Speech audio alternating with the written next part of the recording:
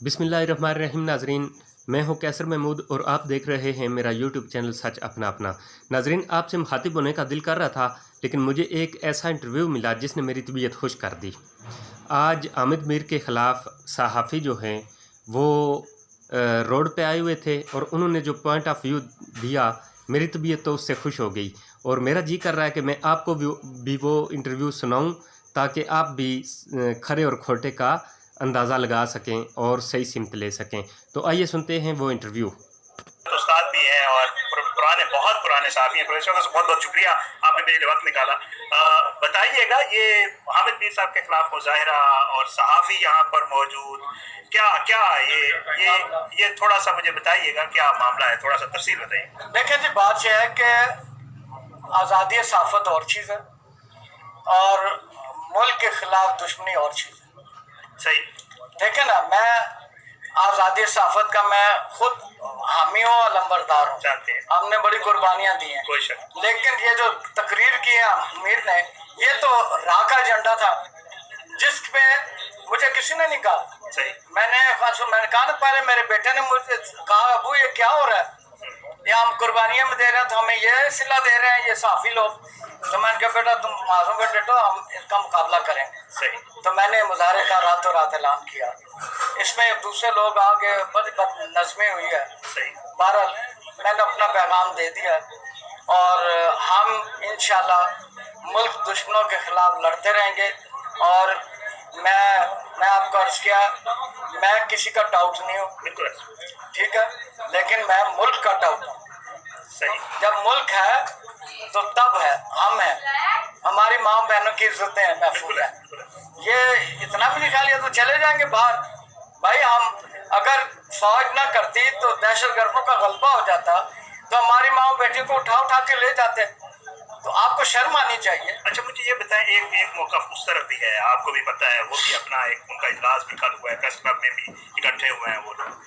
उनका ये कहना है कि जी प्रेशराइज करके जियो से इनको फारिग करवाया गया है, जो प्रोग्राम बंद किया गया है वो किसी प्रेशर के तहत बंद किया गया। क्या जब आप तो खुद आपको पता है, जब आप साथी हमले करेंगे ना, तो फिर दूसरी पार्टी का भी तो हक है ना। सही। सही। तो वो आपके खिलाफ कार्रवाई करें, फिर आपको क्यों तकलीफ हो रही है? सही।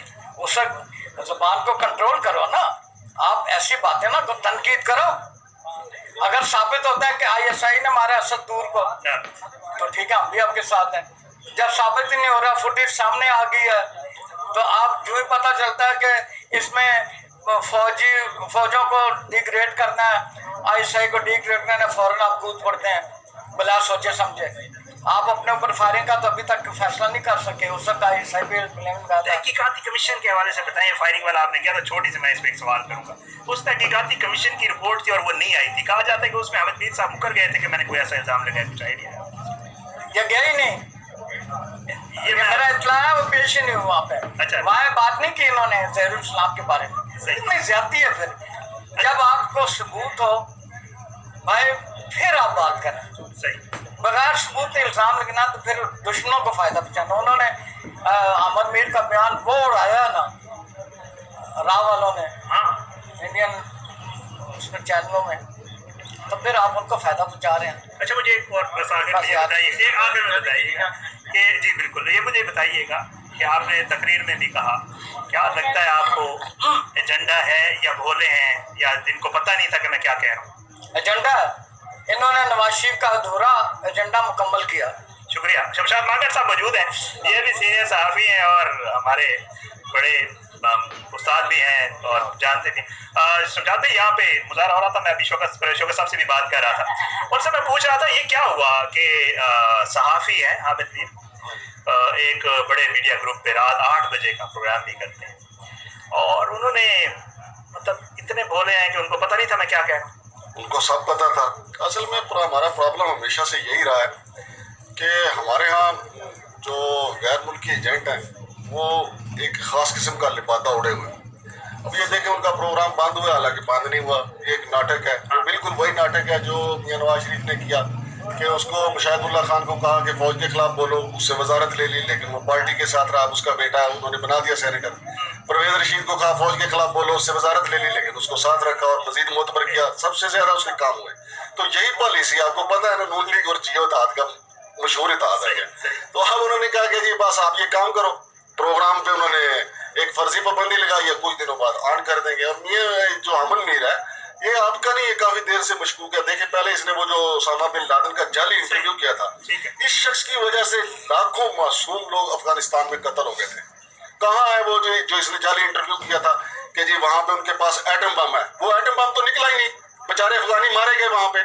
इसकी वजह से चूंकि पूरी दुनिया में उस वक्त मुजाहरे हो रहे थे कि अमेरिका जो है वो अफगानिस्तान में जंग बंदी करे, वहां पे बम ना बरसाए, उनके पास जवाब नहीं था। उन्होंने बंद करने के लिए इस एजेंट को इस्तेमाल किया जो हमारा कलबोचनी एजेंट है, ये जो नरेंद्र मोदी की जुबान बोलता है, अहमद मीर मूसी जो है, इसने हमेशा गद्दारों के लिए काम किया और गैर मुल्कियों के लिए काम किया है। और हमारी एजेंसियों में मुझे सिर्फ अफसोस ये है कि एक आम मुझ जैसे, मैं कहता हूँ मुझ जैसे गंवार जर्नलिस्ट को ये पता है कि ये किसी के लिए काम करता है, तो हमारी एजेंसियों को नहीं पता ये किसके लिए काम करता है। तो वो क्यों नहीं इसको, तो उन्होंने भांग पी रखी है कि ये किसके लिए काम करता है। अब ये देखें, एक बंदा करता उसाफ में एडिटर ही है, अहमद मीर जहाँ साहब जाते हैं कि जी मैंने उसामा बिन लादेन का इंटरव्यू किया, छपता डान में है।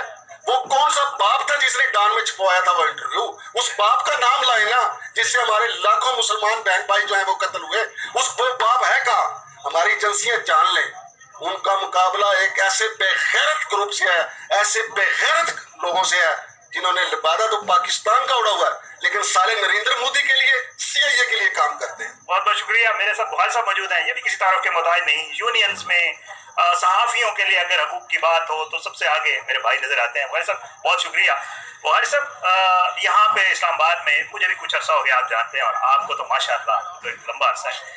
बताइएगा, ये पहली दफा तो नहीं हुआ कि अहमद मीर साहब ने कोई ऐसी बात की हो? ये क्या वजह क्या है इसके पीछे, आखिर क्यों? अच्छा, और फिर उसके बाद उसको अपने मफाद के लिए इस्तेमाल करने की भी मतलब वो कोशिश करते हैं, थोड़ा सा इस पे आप बात करें। सर हम तो चूंकि ट्रेड यूनियन करते हैं और इदारों के मालकान इंतजामिया के साथ हमारा रब्ता रहता है कि कारकुनों के बेनिफिट्स हासिल कर सकें। हमारी हमेशा से पॉलिसी ये होती है कि हम फलदार दरख्त की बात करते हैं और दरख्त के फल के ऊपर मालिक से झगड़ा करते हैं। दरख्त को नुकसान नहीं पहुंचाते, ना इदारों को नुकसान पहुंचाते हैं, ना हम मुल्क को नुकसान पहुंचाते हैं, ना सोसाइटी को। हमारी कोशिश होती है कि फल के ऊपर झगड़ा होता है कि भाई 5 पेटियां अगर आप रखते हैं तो 5 पेटियां कारकुनों में भी तकसीम करें। सही। अब ये मुल्क है, ये हमारा ये सरजमीन है, और बतौर सहाफ़ी हम जब काम करते हैं तो हम जब ये हमारी सफ़ों के अंदर मौजूद होते हैं तो आपको पता है 10 आदमी अगर एक रिपोर्टिंग सेक्शन में काम कर रहे हैं, एक की एक्टिविटीज जरा थोड़ी डिफरेंट हो तो 9 को स्मेल हो जाती है कि यार ये कुछ कर रहा है। तो हम वर्किंग जर्नलिस्ट हैं फील्ड के अंदर कि हमें तो पता हमें पहले भी था, लेकिन मेरे जहन में ये सीक्वेंस नहीं आ रहा था। दूसरा वो आज़ाद ये सहाफ़त इतने बुरे तरीके से हम नफ्सियाती मरीजों के दिमाग में इन्होंने ठूसा, ब्रेन वाशिंग की हुई है मुझ समेत हर बंदे की, और इंटरनेशनल फंडिंग इतनी ज़्यादा होती है। मैं आपको बताऊँ, हम पहले मुख्तलिफ NGOs जिन पर जब तक पाबंदी नहीं लगी थी, यहाँ पे वो NGOs के जरिए हम वर्कशॉप और प्रोग्राम करते थे, तो वो साथ में अपना एक एजेंडा रखवाते थे। वो एजेंडा यही होता था ताकि हम उस ब्रेन वॉशिंग में रहते थे। और हमने ये बड़े बड़े ये हमारे लोग एक हामिद मीर पहले पैदा करते हैं, उसको हामिद मीर बना के फिर हमें उसके जरिए जहनी तौर पे कंट्रोल करते हैं। हम उसको अपना हीरो बना लेते हैं, कभी तलत हुसैन को हीरो बना लेते हैं, कभी हम सारी कौम ऐसे हैं। लेकिन अभी मैंने ये ताज़ा तरीन जो सीक्वेंस ये किया, मैं इमरान खान की हुकूमत का नाक़िद हूँ। इनके आने के बाद से मेरे पेट पे लात पड़ी है, मेरे बच्चों का नुकसान हुआ है, उनकी तालीम मुतासर हो गई है, मेरे इलाज मुतासर हो गया, हम परेशान हुए हैं, मैं उसका नाक़िद हूँ। लेकिन इस दफ़ा जो फ़लस्तीन के मसले पर हुकूमत पाकिस्तान का मौक़िफ़ था वो शायद इतना शानदार था कि भुट्टो के दौर में इतना शानदार नहीं होगा।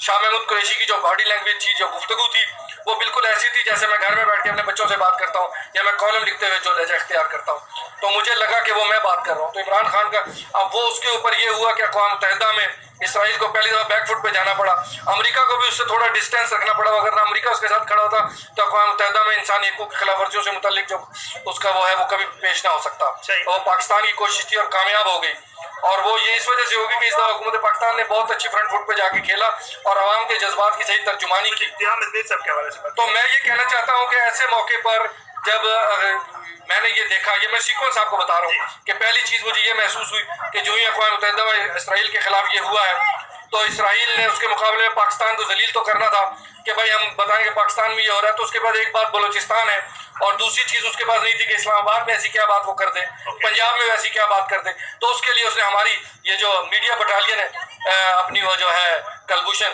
वो उन्होंने यहाँ पे इस्तेमाल कर लिया और उन्होंने एक जाली ड्रामा लगा के, मैं खुद एक जर्नलिस्ट हूँ, मुझे पता है ये इधर क्राइम रिपोर्टर्स कितने सारे हैं। असद तूर पे तो हमला हुआ ही नहीं, किसी बाहर के बंदे ने उसके साथ किया ही कुछ नहीं।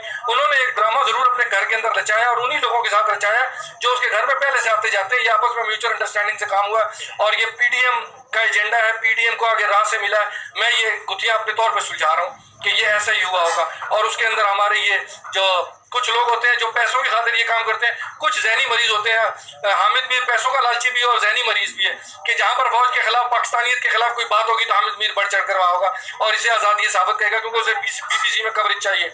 मैं ये कहूँगा कि ये जिस तरह हमारी मलाला यूसुफजई को दुनिया ने कैच किया, हमारे ये साफा का मलाला यूसुफजई बनने के चक्कर में असल बात ये है। लेकिन है ये एजेंडा आप समझते हैं, एजेंडा मैं ये समझता हूँ। बहुत बहुत शुक्रिया बुखारी साहब। मेरे साथ इस वक्त जो सहाफ़ियों के लिए काम करते हैं, मौके पर जब मैंने ये देखा, ये मैं सीक्वेंस आपको बता रहा हूँ कि पहली चीज़ मुझे ये महसूस हुई कि जो ही अक़वाम मुत्तहिदा में इसराइल के खिलाफ ये हुआ है तो इसराइल ने उसके मुकाबले में पाकिस्तान को जलील तो करना था कि भाई हम बताएं कि पाकिस्तान में ये हो रहा है। तो उसके बाद एक बात बलोचिस्तान है और दूसरी चीज़ उसके पास नहीं थी कि इस्लामाबाद में ऐसी क्या बात वो कर दे, पंजाब में वैसी क्या बात कर दे। तो उसके लिए उसने हमारी ये जो मीडिया बटालियन है अपनी वो जो है कलभूषण वो उन्होंने यहाँ पे इस्तेमाल कर लिया और उन्होंने एक जाली ड्रामा लगा के, मैं खुद एक जर्नलिस्ट हूँ, मुझे पता है ये इधर क्राइम रिपोर्टर्स कितने सारे हैं। असद तूर पे तो हमला हुआ ही नहीं, किसी बाहर के बंदे ने उसके साथ किया ही कुछ नहीं। उन्होंने एक ड्रामा जरूर अपने घर के अंदर रचाया और उन्हीं लोगों के साथ रचाया जो उसके घर में पहले से आते जाते हैं। ये आपस में म्यूचुअल अंडरस्टैंडिंग से काम हुआ और ये पीडीएम का एजेंडा है, पीडीएम को आगे राह से मिला है। मैं ये गुत्थियां अपने तौर पर सुलझा रहा हूँ कि ये ऐसा ही हुआ होगा और उसके अंदर हमारे ये जो कुछ लोग होते हैं जो पैसों की खातिर ये काम करते हैं, कुछ जहनी मरीज होते हैं। हामिद मीर पैसों का लालची भी है और जहनी मरीज भी है कि जहां पर फौज के खिलाफ, पाकिस्तानियत के खिलाफ कोई बात होगी तो हामिद मीर बढ़ चढ़ कर होगा और इसे आज़ाद ये साबित करेगा क्योंकि उसे बीबीसी में कवरेज चाहिए। मैं ये कहूँगा कि ये जिस तरह हमारी मलाला यूसुफजई को दुनिया ने कैच किया, हमारे ये साफा का मलाला यूसुफजई बनने के चक्कर में असल बात ये है। लेकिन है ये एजेंडा आप समझते हैं, एजेंडा मैं ये समझता हूँ।